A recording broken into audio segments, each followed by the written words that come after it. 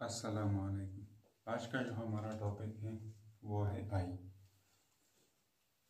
آئی کے بارے میں ہم نے کچھ لائن بھی پہلے لکھ دیے ہیں، اس کے بعد ہم آئیں گے اور اس کے انٹرنل اسٹرکچر کو پوری طرح ڈسکس کر لیں گے۔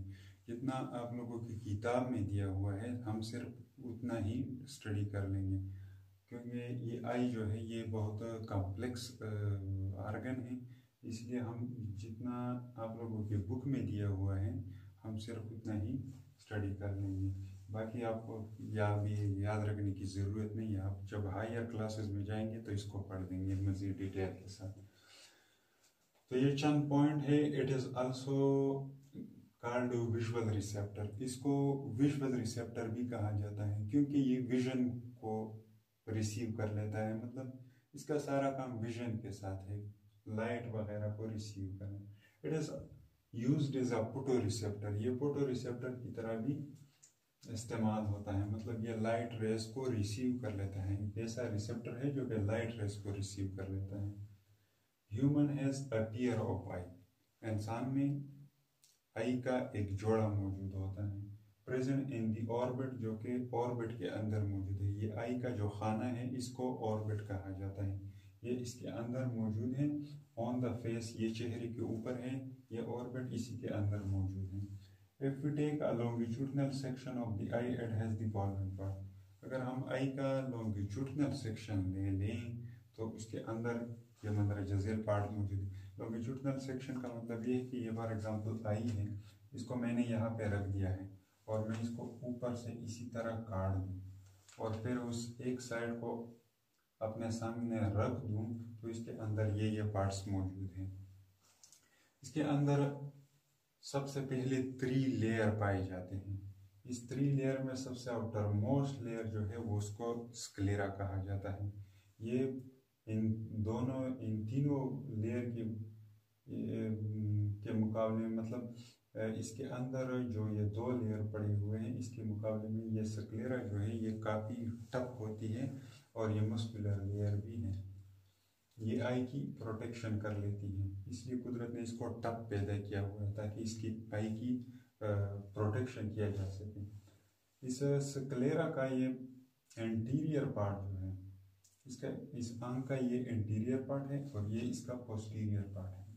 انٹیریئر پارٹ تھوڑا سا آگے نکل چکا ہے، بلجنگ آؤٹ ہے، تو اس بلجنگ آؤٹ پارٹ کو یہاں سے لے کر یہاں تک اس کو کورنیا کہا جاتا ہے اور یہ ٹرانسپیرنٹ ہوتی ہے، مطلب اس سے لائٹ ریز پاس ہو سکتی ہیں۔ دوسرا لیئر یہ گرین لائن جو آپ کو نظر آ رہی ہے، اس لیئر کو کہا جاتا ہے کوروئڈ layer. It is the second layer of the آئی۔ اس کا یہ انٹیریئر پورشن جو ہے یہ تھوڑا پھولا ہوا ہے، تھوڑا سا بڑا ہوا ہے، اس پھولے ہوئے اسٹرکچر کو سیلری باڈی کہا جاتا ہے۔ میں نے یہاں پہ نہیں لکھ دیا ہے، یہاں پہ آپ لوگوں کی لکھ دیا ہے، یہ اور یہ باڈی دونوں ایک ہی چیزیں ہیں، مطلب اس کو سیلری باڈی کہا جاتا ہے۔ اس سیلری باڈی کے ساتھ آگے کیا ڈارک لائٹ اسٹرکچر موجود ہوتی ہیں، اس ڈارک لائٹ اسٹرکچر کو آئرس کہا جاتا ہے اور اس کے ساتھ یہاں پہ لیگامنٹس اٹیچ ہے، اس کو سسپینسری لیگامنٹس کہا جاتا ہے، یہ یہاں پر بھی ہے یہاں پر بھی ہے اور ان سسپینسری لیگامنٹ نے یہاں درمیان میں ایک لینس کو پکڑا ہوا ہے۔ اس آئرس کے درمیان ایک چھوٹا سا ہول ہوتا ہے، اس ہول کو پیپل کہا جاتا ہے، اس پیپل سے لائٹ ریز اندر چلی جاتی ہے اور یہ لائٹ کی اماؤنٹ کو بھی زیادہ کم کر دیتا ہے۔ جب وہ زیادہ روشنی ہوتی ہے تو یہ تھوڑا سا کنسٹرکٹ ہو جاتا ہے، سکڑ جاتا ہے، اور جب لائٹ کم ہوتی ہے تو یہ پھیل جاتا ہے۔ اس کے بعد 3rd لیئر جو ہے وہ ہے retina. It is one of the inter most layer of the آئی، یہ آئی کا سب سے اندرونی لیئر ہے اور اس کے اندر سینسری سیل پائے جاتے ہیں۔ اگر اس کو ہم کھول دیں، ہم نے یہاں پہ آپ کے لیے کھولا ہوا ہے، یہ چھوٹا سا پورشن ہم نے ریٹینا کا یہاں پہ لیا ہوا ہے، اس کے اندر سینسری سیل موجود ہوتے ہیں، جیسے میں نے یہ آپ لوگوں کی سمجھنے کے لیے یہاں پہ ڈائیگرام میں شو کیے ہوئے ہیں۔ کچھ سیل لمبے ہوتے ہیں، اس کو روڈز کہا جاتا ہے، جیسے یہ دونوں ہیں، اور کچھ دائرہ نما شکل کون کی طرح ہوتے ہیں، اس کو کون کہا جاتا ہے. These are light sensitive cell, مطلب یہ لائٹ کو ریسیو کر لیتی ہے. ایک ایسے سیل ہے جس کو جو راڈ لائک اسٹرکچر ہوتی ہے اس کو راڈ کہا جاتا ہے، جو کون لائک اسٹرکچر ہوتی ہے اس کو کون کہا جاتا ہے.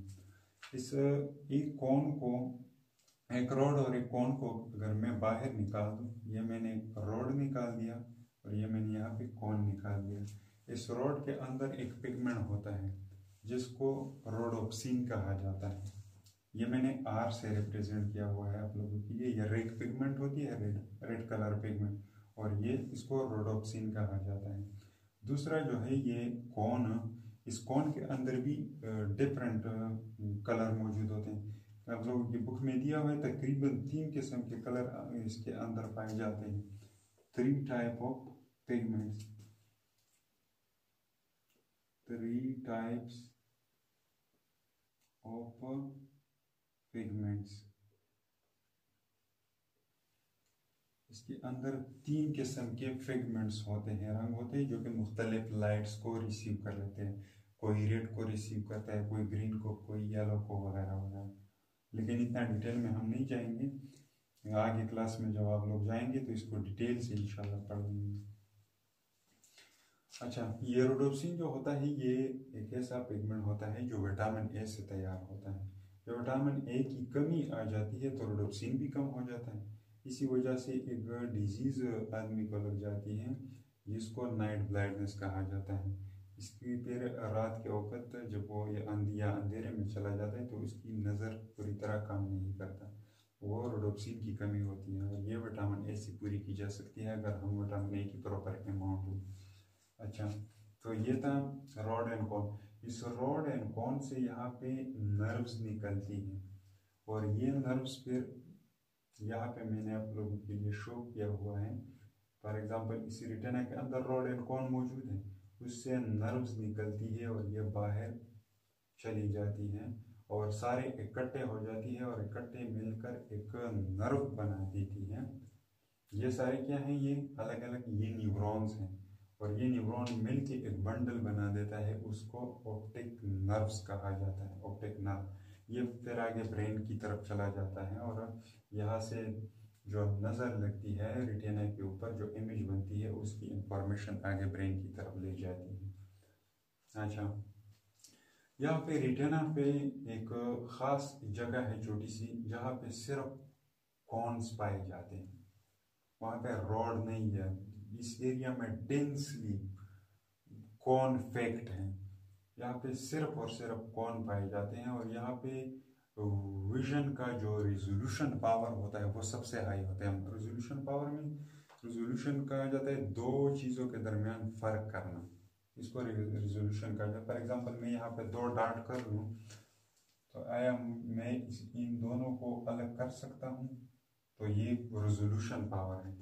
تو اس جگہ پہ ریزولوشن کی پاور بہت زیادہ ہوتی ہے اور اس ایریا میں روڈ اینڈ کون پائے جاتے ہیں. اونلی کون پائے جاتے ہیں. اور اس ایریا کو ریٹینا میں یہ ایریا جو ہے اس کو فوویا سینٹریلس کہا جاتا ہے. ان سے بھی نیورون باہر نکلتی ہے اور آپٹک نرو میں شامل ہو جاتی ہے. اچھا، دوسری بات یہ کہ یہ ریٹینا اور لینس کے درمیان یہ جو ایریا پڑا ہوا ہے اس کو ویٹرس چیمبر کہا جاتا ہے. اور اس ویٹرس چیمبر میں اندر یہ فلوئڈ موجود ہے، اس فلوئڈ کو ویٹرس ہیومر کہا جاتا ہے. اس کے بعد یہ لینس اور کورنیا کے درمیان یہ فاصلہ جو ہے، یہ ایریا جو ہے، اس ایریا کو ایکوس چیمبر کہا جاتا ہے اور اس کے اندر بھی ایک فلوئڈ موجود ہوتا ہے جس کو ایکوس ہیومر کہا جاتا ہے. اچھا، تو آج کا ٹاپک یہی تھا. انشاءاللہ کل پھر دوسرا نیکسٹ ٹاپک ڈسکس کر لیں گے.